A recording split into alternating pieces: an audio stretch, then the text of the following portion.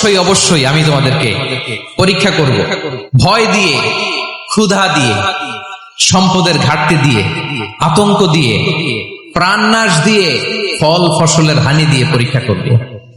কিন্তু এই পরীক্ষায় যারা উত্তীর্ণ হবে, যারা সবর ইখতিয়ার করবে, ওয়াবাশশিরিস সাবিরিন, ধৈর্যশীলদের জন্যই হচ্ছে সুসংবাদ। আলহামদুলিল্লাহ পড়ে।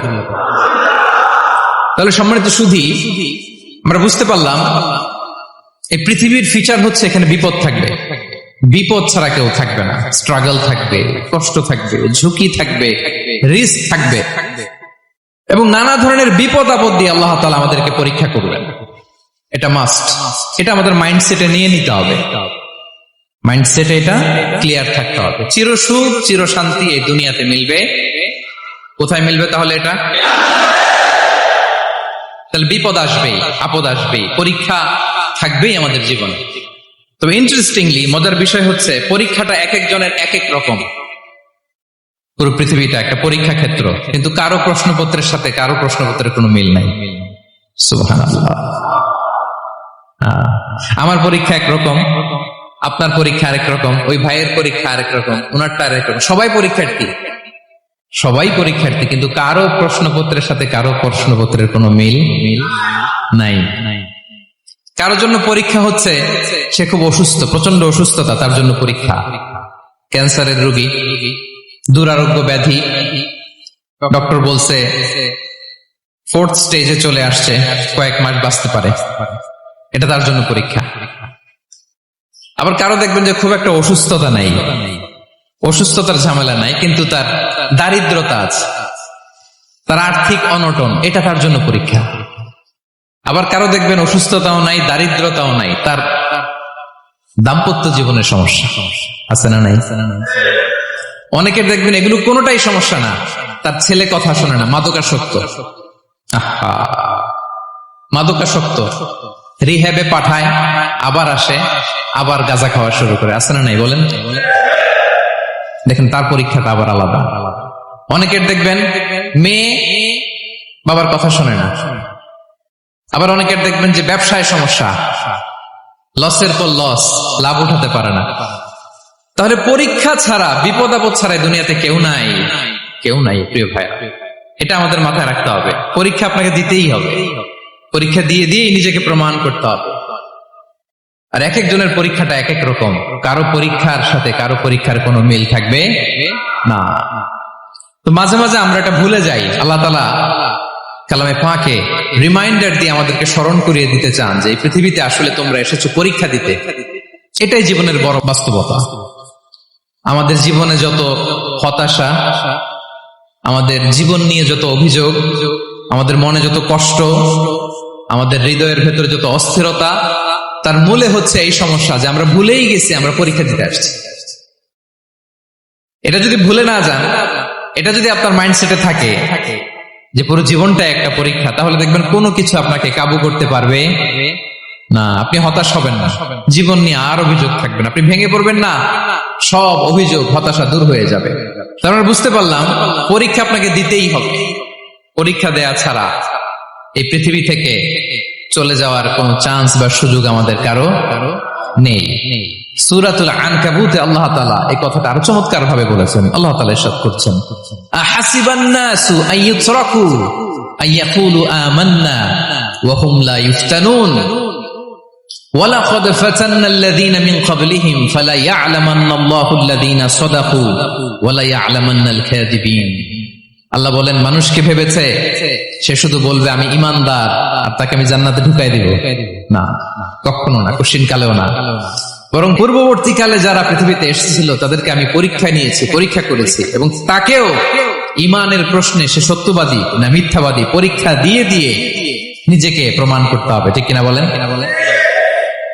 পরীক্ষা দিয়ে আপনাকে প্রমাণ করতে হবে। এবং এই পরীক্ষার ব্যাপারটা, এটা যে শুধু আমরা সাধারণ মানুষ আমাদের জীবনে দুঃখ বিপদ পরীক্ষা এমনটা না। এই পৃথিবীর সবচেয়ে শ্রেষ্ঠ মানুষ যারা ছিলেন তাদেরকে আল্লাহ পরীক্ষা নিয়েছেন। বলেন তো, এই পৃথিবীতে সবচাইতে শ্রেষ্ঠতম মানুষ কারা? সবচাইতে শ্রেষ্ঠ ভালো মানুষ কারা ছিল পৃথিবীতে? বলেন তো, নবীরা। আওয়াজ করে বলেন তো কারা? তো বলেন তো, নবীদের জীবনে পরীক্ষা ছিল কি ছিল না? হ্যাঁ ছিল। বেশি না কম? বিষ্ণু ইসলামকে জিজ্ঞাসা করা হলো, আইয়ুন নাসি আশাদ্দু বালাআন ইয়া রাসূলুল্লাহ, হে আল্লাহর রাসূল, এই পৃথিবীতে কাদের জীবনে পরীক্ষা বেশি? বিষ্ণু ইসলাম বললেন, আল আম্বিয়া, নবীদের জীবন। আল আম্বিয়া সুম্মাল আমসাল ফাল আমসাল, সবচাইতে জীবনে পরীক্ষার সম্মুখীন সবচাইতে বেশি হয়েছেন নবীরা। তারপরে নবীদের পরবর্তী অবস্থান যাদের, সিদ্দিকিন যারা, সোহাদা যারা, সলিহিন যারা, আল্লাহওয়ালা যারা, তাদের জীবনে পরীক্ষা বেশি। ইউবতালার রাজুলু আলা হাসাবি দীনি, ব্যক্তির দিনদারি যত বেশি, তার জীবনে আল্লাহর পরীক্ষাও তত বেশি। আপনি আল্লাহওয়ালা হবেন, আপনার জীবনে পরীক্ষাও অনেক বেশি। এজন্য ইমানদার হওয়া যেমনি মর্যাদার, ইমানদারের জীবনে পরীক্ষাও হবে অনেক বেশি। এবং পরীক্ষা যত বড়, খেয়াল রাখতে হবে, মন খারাপ করার কোনো সুযোগ নেই। পরীক্ষা যার জীবনে যত বড়, সেটাতে সফল হতে পারলে ওটার প্রতিদানও বড়। পরীক্ষা যত বড়, এটাতে সাকসেস হইতে পারলে এটার রিওয়ার্ডও তত বড়। বিষ্ণু ইসলাম বলেন, ইযামুল জাযাই মা ইযামিল বালা, বালা যত বড়, জাযাও তত বড়, প্রতিদানও তত বড়। কারণ নবীদের জীবনে যদি খেয়াল করেন, দেখবেন যেই নবীর জীবনে পরীক্ষা যত বেশি, সেই নবীর জীবনে সফলতাও তত বেশি।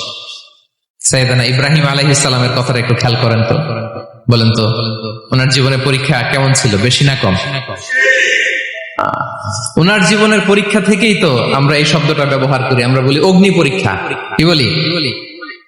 মানে আগুনে নিক্ষেপ করা হয়েছে সাইয়েদনা ইব্রাহিম আলাইহিস সালামকে, তাও স্বাভাবিকভাবে না, উলঙ্গ করে, নেকেট করে ওনাকে অপমানিত করবার জন্য ওনার গায়ের জামা কাপড় খুলে উলঙ্গ অবস্থায় আল্লাহর খলিল সাইয়েদনা ইব্রাহিম আলাইহিস সালামকে অগ্নিকুণ্ডে নিক্ষেপ করা হয়েছিল।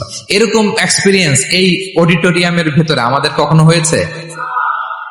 তাইলে সাধারণ মানুষের জীবনের পরীক্ষা আর নবীদের জীবনের পরীক্ষার মধ্যে পার্থক্য আছে না নাই? ওই পরীক্ষায় উনি পাশ করে ফেললেন। 86 বছর পর্যন্ত আল্লাহর কাছে দোয়া করলেন, আল্লাহ আমাকে একটা নেককার সন্তান দাও। আল্লাহ সন্তান দেয় না। 86 বছর পরে আল্লাহ তাআলা সাইয়েদনা ইব্রাহিম আলাইহিস সালাম এবং হাজারের ঘরকে উজালা করে সন্তান দিলেন। সাইয়েদনা ইসমাঈল আলাইহিস সালাম পৃথিবীতে আসলেন কত বছর বয়সে? 86 বছর বয়সের এখানে কেউ আছেন? হ্যাঁ, আছি আমরা? কেউ নাই।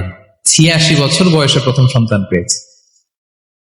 তাদের ঘরকে উজালা করে আল্লাহর নবী সাইয়েদনা ইসমাঈল আলাইহিস সালাম আসলেন। এবার আল্লাহ বললেন, যাও স্ত্রীকে আর এই কলিজার টুকরা সন্তানকে, থাকো তো প্যালেস্টাইনে, প্যালেস্টাইন থেকে ১,৫০০ কিলোমিটার দূর, দ্য ব্যারেন ল্যান্ড, ওই মক্কার ধুধু মরু প্রান্তরে রেখে আসো, যেখানে কেউ নাই, মানুষ নাই, গাছ নাই, পাখি নাই, পানি নাই, যাও রেখে আসো। আচ্ছা বলেন তো, ৮৬ বছর পরে যে লোকটা সন্তান পেল, বুঝেছেন? উত্তর দিয়েন। ৮৬ বছর পরে যে লোকটাকে আল্লাহ তাআলা সন্তান দিল, তার হৃদয়ে ওই সন্তানের জন্য মায়া বেশি না কম? এমনি তো আমাদের প্রথম সন্তানের হিস্ট্রিটা একটু খেয়াল করেন তো। প্রথম আমাদের যে মেয়ে হয়েছিল বা যাদের ছেলে হয়েছিল, তার প্রতি আদর, সোহাগ, দরদ, ভালোবাসা, আল্লাহ কত ছিল। আর ৮৬ বছর বয়স আল্লাহ তাআলা ওনাকে সন্তান দিলেন, দিয়ে বললেন, যাও হাজারকে আর ইসমাঈলকে মক্কার ধুধুমরু প্রান্তরে রেখে আস। আল্লাহ তাআলা বলতে দেরি, চলে যেতে দেরি নাই, মুহূর্তে উনি রওনা হয়ে গেলেন। সুবহানাল্লাহ পড়বেন না? রেখে আসলেন মক্কার ধুধুমরু প্রান্তরে। এবার আল্লাহ বললেন, যাও, রিটার্ন ব্যাক টু প্যালেস্টাইন, প্যালেস্টাইনে চলে যাও। চলে গেলেন, হৃদয়টা ভেঙে খান খান। অনেক বছর পরে আল্লাহ তাআলা আবার অনুমতি দিলেন, যাও এবার ছেলেকে দেখে আসতে পারো, যাও প্যালেস্টাইন থেকে আবার মক্কায় যাও। সাইয়েদনা ইব্রাহিম আলাইহিস সালাম প্যালেস্টাইন থেকে আবার ১,৫০০ কিলোমিটার পথ পাড়ি দিয়ে, এখনকার মতো ফ্লাইটে যায় না, গাড়িতেও না, উটে করে। কিসে করে? উনি যে কতবার মক্কা থেকে ফিলিস্তিন এসেছেন আর গিয়েছেন, কোন ইয়ত্তা নাই, হিসাব নাই। গেলেন, এবার ছেলেটা হাঁটতে পারে, দৌড়াতে পারে, একটু একটু কথা বলতে পারে, আব্বু আব্বু ডাকতে পারে। কেমন মায়া লাগে বলেন তো? মায়া, ভালোবাসায় যখন টইটম্বুর, ঠিক ওই মুহূর্তে আল্লাহ বললেন, ছেলেকে জবাই করো, জবাই করো ছেলেকে। আল্লাহ তাআলা বলতে দেরি করেছেন, আল্লাহর আদেশ পালনে 1 সেকেন্ডও তিনি দেরি করেন নাই। ছুরি চালালেন, জান্নাত থেকে দুম্বা নিয়ে আসা হল। এভাবে আল্লাহর নবী ইব্রাহিম আলাইহিস সালাম উনার জীবনের প্রতিটি ক্ষেত্রে যেখানে আল্লাহ তাআলা উনাকে পরীক্ষা নিয়েছেন, উত্তীর্ণ হয়েছেন। এবং দেখেন ওনাকে আল্লাহ তাআলা কি উপহার দিলেন, আল্লাহ তাআলা ওনাকে খলিলুল্লাহ উপাধি দিলেন, আল্লাহর বন্ধু। সুবহানাল্লাহ বলেন। আল্লাহ তাআলা বলছেন ওয়া ইযিবতালা ইব্রাহিম রাব্বুহু বিকালিমাতিন ফাআতাম্মাহুন ক্বালা ইন্নী জাঈলুকা লিন-নাসি ইমামা। আল্লাহ অনেকগুলো পরীক্ষা নিয়েছিলেন সাইয়েদনা ইব্রাহিম আলাইহিস সালাম, প্রতিটা পরীক্ষায় সাকসেসফুলি পাস করেছেন, গোল্ডেন এ প্লাস। আল্লাহ বলেন ইন্নী জাঈলুকা লিন-নাসি ইমামা, I'm gonna make you the leader for the entire human being. I'm gonna appoint you as a leader for the entire universe. গোটা বিশ্বের জন্য, গোটা মানবতার জন্য আমি তোমাকে লিডার বানায় দিলাম। ইযামুল জাযাই মা'a ইযামিল বালা। পরীক্ষা যত বড়, ওই পরীক্ষায় পাশ করলে ওইটার ফলাফল প্রতিদানও বড়। তাহলে দেখেন প্রিয় ভাইরা, সাইয়েদনা ইব্রাহিম আলাইহিস সালামের জীবনে পরীক্ষার কোনো শেষ ছিল না। আমি আপনি কোথায়? আল্লাহর খলিলের জীবনে যদি এত পরীক্ষা থাকতে পারে, আমি আপনি কোথায় বলেন তো? এবার বলেন সাইয়েদনা মূসা আলাইহিস সালাম, ওনার জীবনে তো কোনো পরীক্ষার ছিল না। হ্যাঁ, গুণে শেষ করতে পারবেন? জন্মটাই তো হয়েছে পরীক্ষার মধ্য দিয়ে। মিশরের ছেলে সন্তান হইলে ফেরাউন বলছে জবাই করো, ওনার মা এরকম সিন্ধুকে করে ভাসায় দিলেন নীল নদীতে। আল্লাহু আকবার। কি একটা রোমাঞ্চকর পরিস্থিতির মধ্য দিয়ে আল্লাহ তাআলা ওনাকে বাঁচালেন। সুবহানাল্লাহ। জন্মই হয়েছে পরীক্ষার মধ্যে দিয়ে। বড় হইলেন, ফেরাউনের ভয়ে দেশ ত্যাগ করলেন, মিশর থেকে মাদিয়ান। আবার আল্লাহর আদেশে যখন ফিরে আসলেন, আবার ফেরাউনের সাথে তর্ক বিতর্ক, যুদ্ধ। একটা রাত আল্লাহ নবী মূসা আলাইহিস সালাম শান্তি মতো মিশরে ঘুমাতে পারে নাই। একটা রাত। শেষ পর্যন্ত এই ফেরাউন মূসা আলাইহিস সালামকে ধাওয়া করেছে। ফেরাউনের ধ্বংসের আগ পর্যন্ত সে মূসা আলাইহিস সালামকে ধাওয়া করেছে। তার মানে মূসা আলাইহিস সালাম এই বিপদ আপদ পরীক্ষা এগুলো থেকে মুক্তি পান নাই। এবার বলেন ঈসা আলাইহিস সালামের কথা। ওনার জীবনে তার পরীক্ষা ছিল না। কি পরীক্ষা ছিল? হ্যাঁ, আল্লাহু আকবার। Same scenario goes to the biography of every messenger in the world. পৃথিবীর সব নবীর ক্ষেত্রে একই ঘটনা ঘটেছে। সাইয়েদনা ঈসা আলাইহিস সালাম দাওয়াত যখন দিলেন, ওনার বিরোধিতা শুরু হলো, ওনাকে হত্যার ষড়যন্ত্র হলো। ইভেন কি ওনাকে মারার জন্য বনি ইসরায়েলেরা উদ্ধত হলো, জানে বাঁচবার জন্য পালালেন। এক ঘরে ঢুকলেন, চারদিক দিয়ে ঘেরাও করলো, উনি দরজা জানালা লাগাই দিলেন। ওরা বললো একজন দরজা ভেঙে জানালা ভেঙে ভিতরে ঢুকে দেখো বেটা ঈসা কি করে। একজন ভিতরে ঢুকছে, ঢুকার সাথে সাথে বল রাফাআহুল্লাহু ইলাইহি, আল্লাহ তাআলা ঈসা আলাইহিস সালামকে উপরে উঠায় নিল। আর যেই লোকটাকে তারা ভিতরে ঢুকালো, তার চেহারাকে আল্লাহ তাআলা ঈসা আলাইহিস সালামের চেহারার মতো করে দিলেন। এবার তার বাইরের সাথীরা বলে ঘটনা কি? বেটা ঈসাও বেরোয় না, আমাদের লোকটাও বেরোয় না, সবাই ঢুক। দরজা ভেঙে ভেতরে ঢুকে দেখে ঈসা দাঁড়ায় আছে। বলেন তো এটা ঈসা না মিসা? এটা কি আসল ঈসা? ওমা কতালু ওমা সলাবু ওয়ালাকিন শুব্বিহা লাহুম। আল্লাহ বলে তোমরা আমার নবী ঈসাকে হত্যাও করতে পারো নাই, শুলেও চড়াতে পারো নাই, আমি সেফটি সিকিউরিটি দিয়ে আমার নবী ঈসা আলাইহিস সালামকে আকাশে তুলে নিয়েছি। তাহলে ওনার জীবনে পরীক্ষার শেষ ছিল না। এবার যদি আমরা বিশ্বনবী সাল্লাল্লাহু আলাইহি ওয়াসাল্লামের জীবনের দিকে তাকাই, ওনার জীবনটা দেখেন তো। আমাদের পেয়ারা নবী বিশ্বনবী মুহাম্মদুর রাসূলুল্লাহ সাল্লাল্লাহু আলাইহি ওয়াসাল্লাম, ওনার জীবনে কি স্ট্রাগল ছিল? স্ট্রাগল। মাক্কি জীবনের কথা যদি একটু খেয়াল করেন, দেখেন তো 3 বছর শিয়াবে আবি তালেবে জেল খেটেছেন, না খেয়েছিলেন। ওনার বংশের লোকেরা প্রথমে ছাগল খেয়েছে, ছাগলগুলো যখন শেষ, ছাগলের চামড়াগুলো শুকিয়ে ওইটা খাইছে। গাছের পাতা ছাল এগুলো খেয়ে খাবারের অভাবে বেহুশ হয়ে পড়ে থাকতো তারা। না খেয়ে কয়দিন ছিলেন আপনি? আমি কয়দিন ছিলাম না খেয়ে? মনেই তো পড়ে না, না খেয়েছিলাম কিনা কোনোদিন। এ হচ্ছে মাক্কি জীবন। মেন্টালি প্রেসার দেয়া হয়েছে। বিশ্বনবীর চাচা আবু লাহাব, তার 2 ছেলে উতবা আর উতাইবা, এদের সাথে বিয়ে দিয়েছিলেন 2 মেয়ের।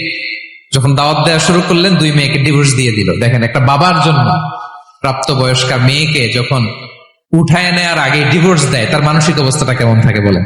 মেন্টালি প্রেসারাইজ করা হয়েছে, ফিজিক্যালি হ্যারাস করা হয়েছে। বিষ্ণু ইসলাম যখন নামাজে দাঁড়াতেন, উটের পচা নারী ভুড়ি বিষ্ণুনবীর কাঁধে চাপিয়ে দেওয়া হতো। আপনার জীবনে এরকম ঘটছে কখনো?